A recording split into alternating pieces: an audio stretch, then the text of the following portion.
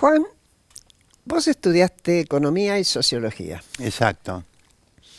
pero tenés un apego al tema educación muy fuerte. ¿Cómo hiciste todo ese tránsito sin abandonar? Porque de economía seguís. Bueno, cuando empecé mi carrera profesional como investigador del CONICET, me dedicaba más bien a la sociología, el tema laboral, pero la economía me fue atrapando cada vez más y estando en el Instituto de Itela apareció un trabajo que era para el Banco Mundial sobre el gasto público social en la Argentina, te hablo del año 86-87, que hicimos con Héctor Diegues y Alberto Petrecola, Ujú. y yo tomé el tema de educación, Ah, otros tomaron salud, previsión social. Y ahí, bueno, siempre me había interesado el tema, pero nunca me había metido y ahí me empecé a meter. te enamoraste. Sí, me enamoré, exacto. Yo medio en broma digo que me gano la vida como economista, pero que mi verdadera pasión es la educación, y es así. Y se te Se nota, transformó en además. eso. Se te Sí. nota. Bueno, y ahí escribimos con Silvia Montoya y Flavia Roldán un libro que se llamó Educación para Todos, que fue medio gracioso porque el día que habíamos previsto presentar el libro, justo Fernando de la Rúa me había ofrecido el Ministerio de Educación, o sea que fue una multitud, viste, típico cuando Claro. alguien está por llegar al poder, que Te va más acompaña. gente. Y uno de los comentaristas era Ricardo López Murphy, o sea Mirá, que había un poco del gabinete ahí. Estamos hablando de el 20 de noviembre o algo así, lo del 99. del 99, exacto. Y bueno, y he seguido permanentemente, he dado clases en varias universidades, no solamente en la Austral, sino también en la de Itela, la Universidad Nacional de La Plata, y he seguido investigando y estudiando, y bueno, participo en muchas organizaciones de la sociedad civil, ¿Sí? actualmente en el Observatorio Argentinos por la Educación, anteriormente en Educar 2050, en el grupo Meta, y bueno, y mucho en RAP, también en la En Red de rap, Acción claro. Política. Tuvimos un grupo de educación que fue casi un milagro, ¿Por qué? porque se llegaron a acuerdos que se pueden ver en la página. Hay acuerdos que se llaman acuerdos para el tricentenario, o sea, nos hemos dado un Un plazo brazo muy largo. amplio.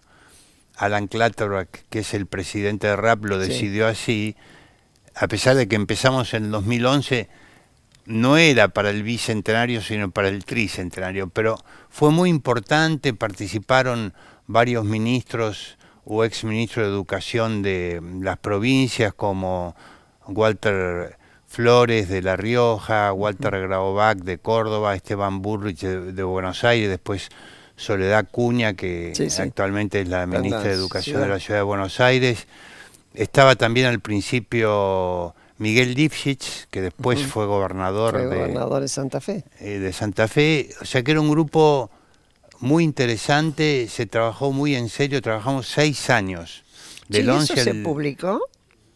Está en la página, Está en la está en página. la página, se puede entrar a acuerdos del tricentenario y ahí aparece el de educación, está el documento escrito, y bueno, fue algo importante porque yo creo que a veces se exagera cuando se dice que en la Argentina no se pueden obtener acuerdos o alcanzar acuerdos. No, yo creo que sí se pueden. Lo que pasa es que hay que tener, cuando hay disputa por el poder es el lío.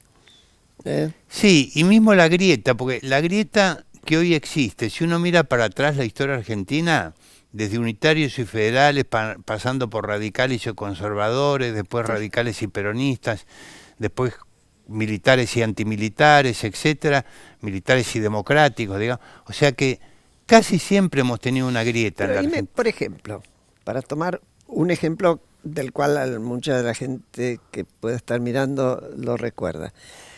Cuando la Revolución Libertadora, Sí, así se llamó, determina la proscripción del Partido Peronista y dura 18 años, si eso no es abrir una grieta, para un partido que tenía identidad propia, que había calado en la sociedad como ha calado hasta el día de hoy, es una agresión muy fuerte, como sí, para no abrir tremenda. grieta. tremenda. Más allá de que otros se agarraban a cuchillazos. Pero ahí, Un decreto que hasta me acuerdo el número, No. si no me equivoco, decreto 4161, ahí me mataste. que el de proscripción del peronismo, que prohibía hasta tener en tu casa imágenes de Perón o Evita. Sí, O no, sea, una locura, muy agresivo. Una grieta grande. Y bueno, somos terribles para eso. ¿Cómo Sí. cambiamos? No tengo Y después idea. la más trágica de todos, que todos sabemos Bueno, cuál fue. la dictadura, a donde se fue derivando, y cuando... yo creo que la historia va explicando cada cosa que pasa. Hay que recorrerla y hasta te das cuenta, aunque no la justifiques, obviamente. Quizás en la situación actual hay una novedad, porque antes el corte social era bastante manifiesto, digamos. Así es. O sea, eran sectores más populares con sectores Más elitistas. más elitistas o vinculados a la élite o Sí, la sí. aristocracia o la oligarquía, como se les Bueno, llama. y mucho a las corporaciones, tanto Y ahora, militar si como bien religiosa. puede ser que el perfil social de unos y otros no sea exacto, hay Hay participación cortes. de distintos sectores sociales, o sea, Hay cortes eso es novedoso. verticales, es novedoso. Y puede ser bueno a la larga. A la larga. Acá se tomó un compromiso.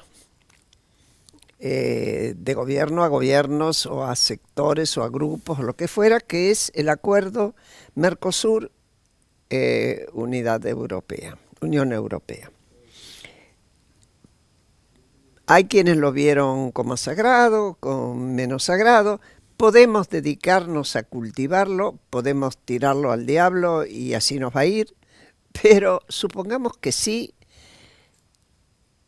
los gobiernos en el mediano y largo plazo, para poder producir las modificaciones que tendremos que hacer en todos los rubros, para poder estar en condiciones de competir decentemente en ese mercado que nos puede traer grandes satisfacciones también, pero nos va a obligar a cambios. Ese contexto, ¿sobre qué pilares los apoyarías vos?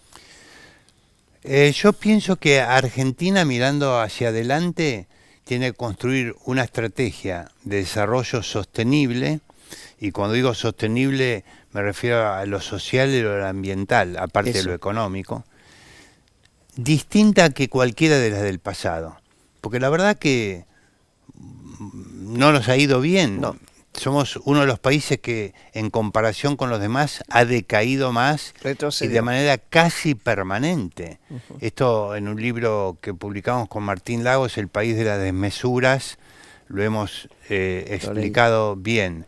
Y entonces hay que buscar algo nuevo.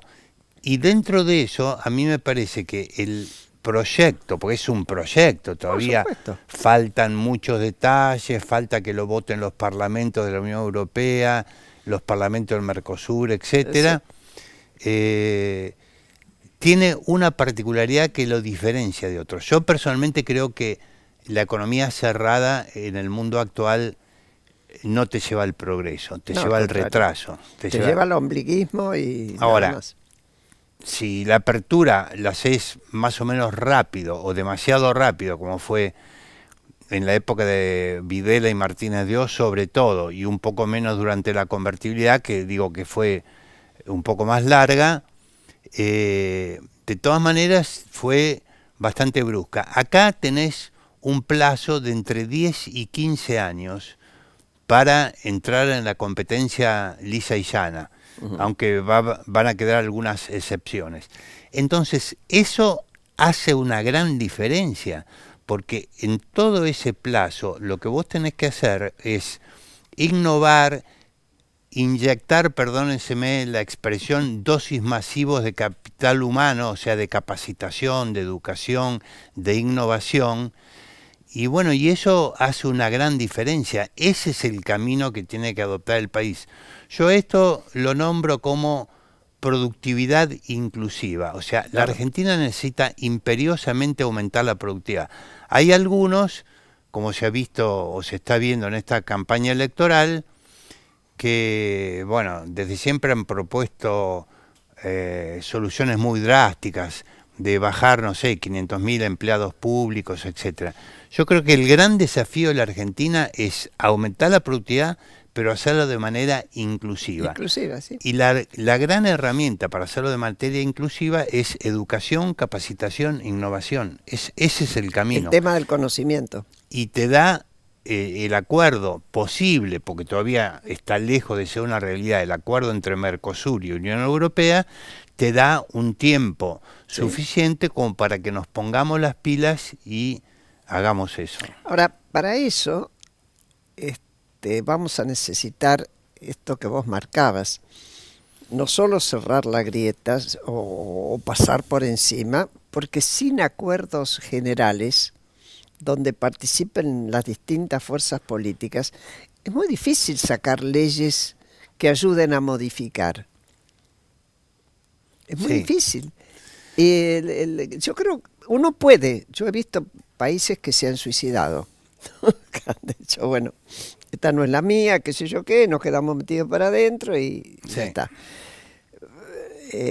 Pero yo creo que tengo la esperanza de que Argentina opte por la modificación y esta cuestión reinclusiva. Porque nosotros tuvimos una época de inclusión. Sí. De claramente máxima inclusión. De mucha mayor inclusión que ahora, seguro. Seguro. Igual está el dato de los inmigrantes que sorprende un poco, ¿viste? ¿Por qué? ¿Y por qué los inmigrantes se integran tan fácil? Bueno, por lo pronto, porque Argentina, afortunadamente, esa marca genética la conserva y que es un país abierto a la inmigración. Que no rechaza. No los rechaza, ni los persigue, mucho menos. Hay sí ataques racistas cada tanto, pero en escala mucho menor. Algún tipo que llaman la atención, no es una cosa común. No es una cosa común. Y la mayor parte de esos inmigrantes progresan con espíritu empresarial en muchos casos. Uno ve los bolivianos, por ejemplo, que empezaron a ser obreros del surco, con toda la producción de verduras, sobre todo en el cinturón del Gran La Plata, y después empezaron a ser empresarios, comerciantes, sobre el mismo negocio. Los paraguayos con la construcción es otro caso parecido, o sea que es interesante porque muestra que el país puede hacerlo. Y después me gustó lo que dijiste de pasar por arriba, porque yo me acuerdo de la frase de Marechal, ¿no?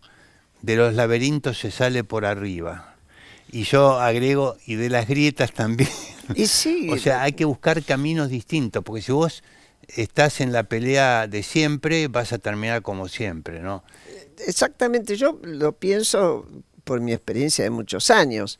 Si se empecina uno en juntar a la fuerza, y va a ser expresiones de deseo. Exacto. Si uno pasa por arriba y se junta para trabajar en conjunto con esta idea, espero que no falte esa gente que tenga la visión a corto, mediano y largo plazo, porque vas a tener que hacer escalas acá. Sí, por supuesto. ¿Qué vas a hacer con la cantidad de muchachos y chicas que hoy no estudian ni trabajan? ¿Cómo los integrás?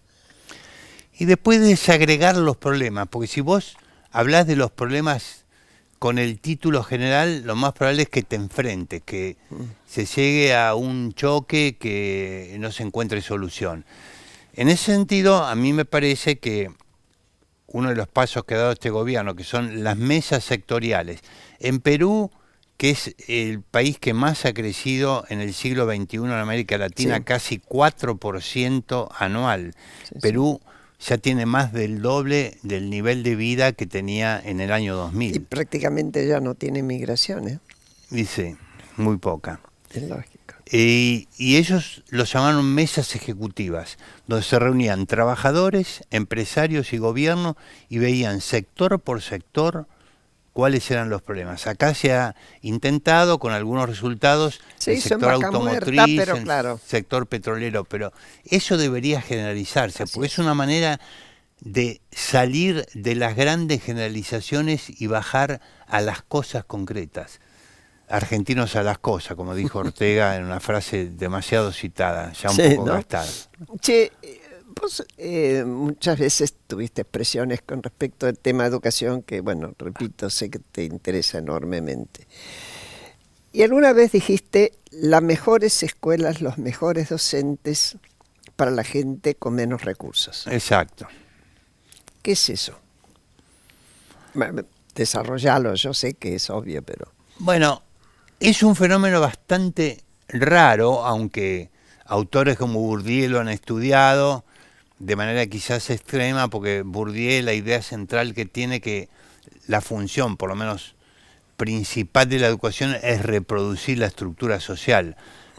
Los que todavía, pese a la edad, somos un poco más optimistas, creemos que la educación puede ser una herramienta también de transformación. Así es. Por supuesto que hay una cosa de reproducir la estructura social, y entonces es medio misterioso, salvo usando una teoría como la de Bourdieu, que por qué las escuelas, aún las de gestión estatal, a las que asisten los chicos de mayores recursos, son en promedio, tienen también más recursos a las escuelas que aquellas a las cuales asisten los de menores recursos.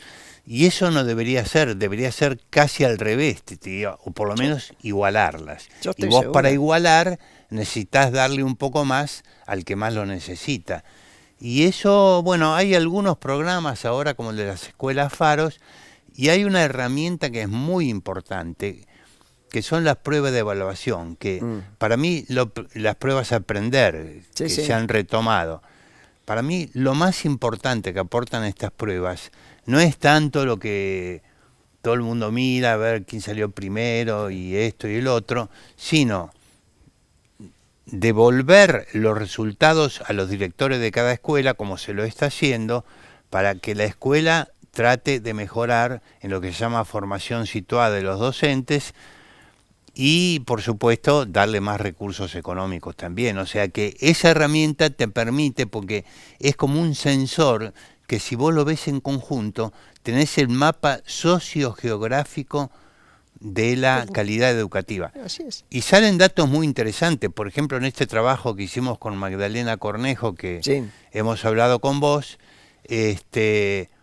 descubrimos algo que algunos habían intuido, que las escuelas primarias rurales, a igualdad de todos los demás factores, incluso el nivel socioeconómico, las escuelas rurales obtienen mejores resultados que las escuelas urbanas.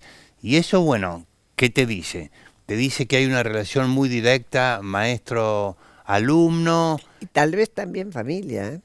Tal vez también familia, es una hipótesis que habría que retomar.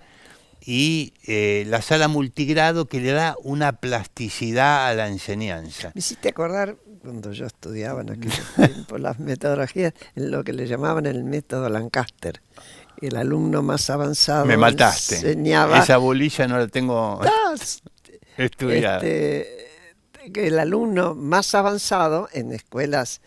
ayudaba. Ayudaba al que estaba más atrás. Es decir, era como un ayudante del maestro y al mismo Puede tiempo... ser que se dé algo así, pero en todo caso es bueno profundizarlo y conocerlo, porque es una señal interesante, ¿no? Los gobiernos, varios han tratado, no es que no se ha hecho nada, porque tampoco se han hecho cosas, pero todavía habría que reforzar mucho eso. Digamos, la Argentina en este siglo tiene algo importante, que es un aumento de la escolarización, sobre todo en la escuela media y últimamente también en la educación inicial, ¿no? Ahora, en la escuela media tenemos una tasa de graduación muy baja y una calidad de los aprendizajes que, si bien podría estar dando una inflexión, no lo sabemos. Ahora, en diciembre, se va a publicar el resultado de las pruebas PISA 2018. Se publican siempre un año después porque demora mucho el procesamiento. Va a ser muy importante ver si Argentina... Con el 2015 no podemos comparar porque lamentablemente Argentina hizo una especie de trampa y la muestra que presentó, sea que la OCDE nos pone en una nota a pie de página en el informe 2015. O sea, pero sí vamos a poder comparar con el 2012 y ahí se va a ver si hay diferencia qué ha pasado con la escuela secundaria, porque la prueba PISA se toma en tercer año de la escuela media, ¿no? O sea, a mí me parece que en todos los niveles es sobre todo el primario y el secundario, es muy importante la acción del Estado. No puede Totalmente. dejar en manos de privados solamente tema de educación y dejar correr en manos de las cooperadoras, porque muchas veces las escuelas que atienden a determinado sector social son mejores cuando Porque las cooperadoras tienen más recursos también. tienen más Sí. recursos. Ahora, en la escuela media, con chicos que ingresan con una excitación de la información tan grande como tienen hoy Tremenda. todos Yo lo veo los en mis nietos. Puf. Bueno, yo ya nietos son grandes, pero tengo sobrinos nietos bueno, ¿para qué te voy a decir? Andan todos con el cosito todo el tiempo. Al punto que uno que se aburría en el cine con una película, le dice a la abuela, a mi hermana, ¿y si ponemos detener y nos vamos a comer algo? Muy bueno, muy bueno, Le quería tocar. muy bueno. Bueno, esos chicos que llegan al secundario con semejante estímulo, nuestras escuelas me parece que están fuera del tiempo, Puede ser, puede ser. Yo creo que salvo el esfuerzo personal de determinados profesores. puede ¿no? ser. De hecho, ha habido un esfuerzo en la distribución de computadoras, pero no sé si en igual medida, más bien creo que no, en cuanto a cómo aplicarlas de Sí. manera útil para la enseñanza-aprendizaje. Ahora, yo creo que otro estímulo importante que está en la ley que dice que la escuela media, la ley del 2006, que es una buena ley, Mm. en buena parte incumplida, según es costumbre Entre lamentablemente nosotros. en nuestro medio, dice que hay 3 objetivos de la escuela media. Formar ciudadanos para el trabajo, lo pone en segundo lugar, y para seguir estudios superiores. Si esta segunda pata se reforzara más, yo creo que la atracción que la escuela ejercería sobre los chicos sería mayor. Por ejemplo, yo creo que empezando por las zonas más necesitadas, habría que poner jornada extendida, Jornada extendida, escuela sí. por escuela, porque alguien te va a decir, es carísimo. Bueno, empecemos Por alguna. por las zonas más necesitadas y pongámosle un curso de formación profesional, algo que el chico, porque el chico también siente que termina la escuela media y mi primo ya la terminó y no pasó nada, No le sirvió no le para mejoró mucho. la vida. O tiene que Entonces, salir a repartir en bicicleta. además de que está en la ley, yo creo que sería algo muy importante y muy conducente a lo que decíamos antes de la productividad inclusiva, ¿viste? Porque si hoy en día inclusión y educación van bastante de la mano, ¿viste? Uno ve el nivel de salarios, el nivel de ocupación versus desocupación y por estratos sociales o de ingresos y claramente va disminuyendo a medida que son menores los ingresos, ¿no? Y sí, pero además yo pensaba en el tema hoy de la tecnología que avanza. ¿Cuánta orientación se hace para que los muchachos y las chicas jóvenes pierdan el temor de lo que se llama la ciencia dura? Las matemáticas asustan. Vos viste que hay muchos menos mujeres que ingresan en esas carreras. Tenés muchísimas en la universidad. En general hay otras carreras. pocos. Hay pocos o poques, en general. como dirían algunos. Sí, pero que son... Es una debilidad latinoamericana que en lo que se llama STEM, o sea, ciencia, ¿Qué quiere tecnología, ingeniería y matemática, tenemos pocas vocaciones y esa es una debilidad. ¿Y por qué será eso? Y yo creo que viene de la marca hispánica. La Si vos marca, ves ¿no? España en contexto europeo, tampoco es También. el país donde haya más vocaciones de ingenieros, matemáticos y tecnólogos, ¿no? Claramente. Y bueno, pero eso se han intentado con becas y demás. Hay que seguir dando esa batalla. Alieto Guadagni analiza muchas veces que él se ha metido mucho en el tema de universidades, bueno, cuántos ingenieros en petróleo se gradúan a pesar de que tenés la realidad de vaca muerta, que te va a contratan demandar enseguida, antes de que muchísimos. te recibas. Y sí, Y o aún sea así- que hay que incitar con esfuerzos económicos, Ahora, ¿no subsidios. será que el sistema de enseñanza desde el comienzo hace que las matemáticas se rechacen? Porque en sí mismo la matemática es una forma de, te ayuda a pensar, te Exactamente. ayuda a la lógica, te ayuda a un montón de cosas.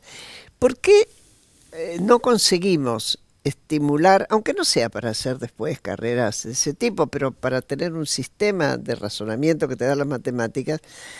¿Por qué en la primaria y lo demás hace que muchos chicos tengan resistencia a eso? Sí. Debe haber, además de los genes, Sí, pero es que qué sé yo, no sé, debe haber una metodología de enseñanza que no le encontramos la vuelta, ¿eh? sí, yo creo que hay que trabajar mucho más en eso porque comparto totalmente. Mira, yo he estado buscando videos, Mm, por ejemplo, dije, voy a ver el teorema de Pitágoras. mm. Vos tenés como mínimo entre 5 y 10 videos que en 7 minutos te explican el teorema de Pitágoras y que un chico,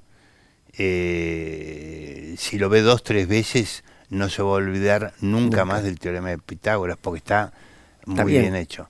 Ahora, lo vinculo a lo que vos decías de las mujeres varones, que se dan cosas extrañas en la Argentina. La Argentina, las mujeres tienen una expectativa de escolaridad que ya es 2 años mayor que la de Mayor. los varones. Sí, sí. O sea, en promedio, una mujer va a estar 2 años más en el sistema educativo y seguramente va a tener mayores Títulos. diplomas, Claro. certificados y títulos que los varones.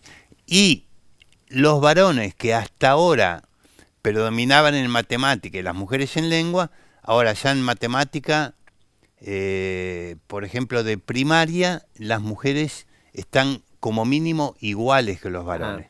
O sea que está habiendo cambios que también Bueno, de alguna manera entonces son tiene que ver auspiciosos. con alguna modificación en el trato familiar, generalmente, ¿no? Es muy En otro probable. lugar que se les está Sí, dando. cómo se las Ojalá. considera, claro. Exacto. Y qué expectativas se qué le transmiten expectativas se le acerca. transmite. Sí, Pero ojalá. concuerdo totalmente con vos que hay que profundizar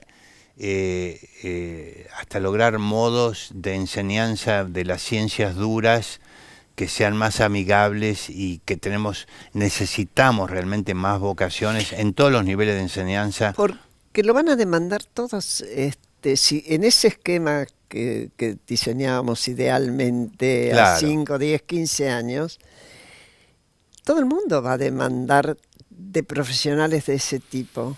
Mm. También de maestros, también de profesores, porque bueno, habrá que alimentar las máquinas. Pero no me imagino una pymes hoy sin tecnología, No. mucho menos una empresa grande. Ahora, hablando de pymes, te diría que yo dentro de este proyecto que estoy haciendo una investigación sistemática de productividad inclusiva, colecciono casos que parecen básicamente en los medios, uno se entera por los medios, pero yo te diría que debo tener no menos de 300 casos de microemprendimientos o de pequeñas empresas que hacen cosas de un valor agregado extraordinario. Sí. Ahora, después, ¿qué pasa? Por ejemplo, en la Argentina, como somos un país bimonetario, nuestro sistema financiero en pesos es muy chiquito, Sí. es la cuarta parte que en Brasil, la quinta parte que en Chile, por ejemplo, y entonces esas empresas no consiguen crédito, por más que haya políticas públicas que ayuden, como hay ahora, pero de cualquier manera vos necesitas un sistema. El potencial yo veo que en la Argentina, en cuanto a empresarialidad, palabra que no existe todavía, deberíamos ser un lobby para la Real Academia que lo reconozca, porque no hay manera de decirle, No. de nombrarlo. Empresarialidad, iniciativa, innovación, nuevos productos, etcétera. Argentina tiene muchos nacimientos y pocos que llegan a la madurez, digamos así, ¿no? Gracias, Juan. Muchísimas No, gracias. encantado.